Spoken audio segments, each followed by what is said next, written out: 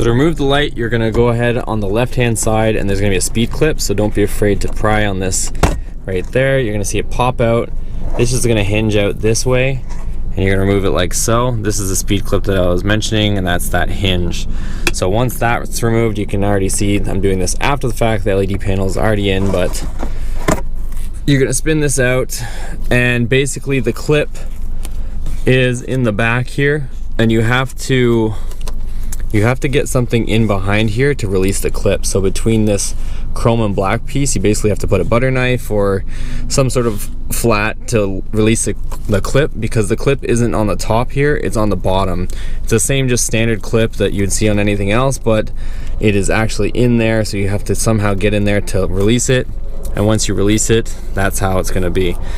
To reinstall, same thing, you're gonna tuck this in like so. You're gonna hinge this piece like this, get everything situated, push and clip, and that's it. So that's how you remove and install it.